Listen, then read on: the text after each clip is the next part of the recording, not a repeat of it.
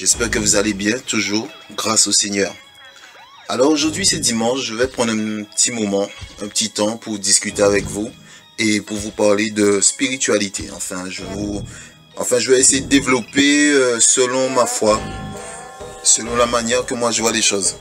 Nous sommes actuellement dans une période assez sombre médiatiquement parlant aussi.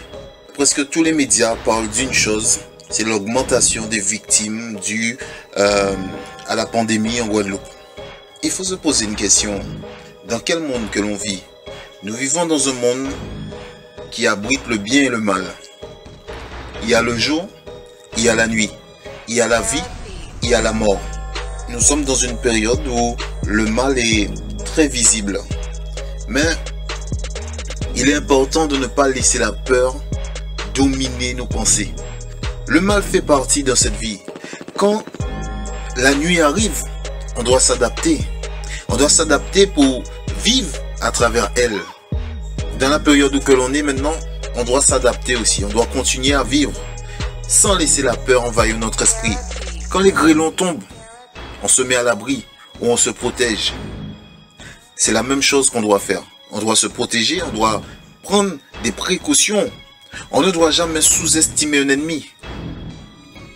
Ceux qui disent que ça n'existe pas, ils se mettent en danger. C'est comme quelqu'un qui dit que le feu ne brûle pas. Un jour, il essaiera d'y aller dedans et se fera brûler, il sera trop tard pour lui. Faut pas sous-estimer l'ennemi. Il est dangereux. Il faut prendre ses précautions, il faut s'adapter, mais il faut jamais laisser la peur envahir son esprit. Il est important de continuer à vivre comme on doit vivre. Il est important aussi de faire nos propres recherches. On n'a pas tous le même corps. Même s'il y a un médicament un jour qui sauve des vies, mais ce médicament-là n'est pas obligé de sauver notre vie. Il faut chercher des remèdes. Il est important de faire ses propres recherches personnelles aussi. De se faire confiance.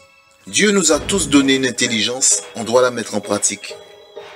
Dans ce monde du bien et du mal, on doit vivre avec les deux.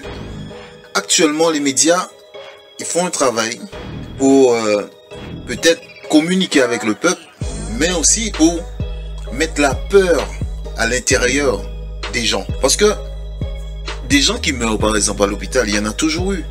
Par accident, en règlement de compte. Mais est-ce que les médias appuyaient sur ça tout le temps? Non. Donc il y a une volonté aussi de communiquer avec le peuple, certes, mais aussi d'infliger cette peur. Et nous, on doit rejeter toutes choses négatives qui veulent dormir en nous, qui veulent nous affaiblir. Nous devons être forts et ne pas laisser ces choses nous dominer. Il est important aussi de ne jamais oublier que au-dessus de tout, il y a une puissance qui est plus forte que nous. Il est important de ne jamais perdre confiance en elle. Dieu nous a donné une lumière en nous.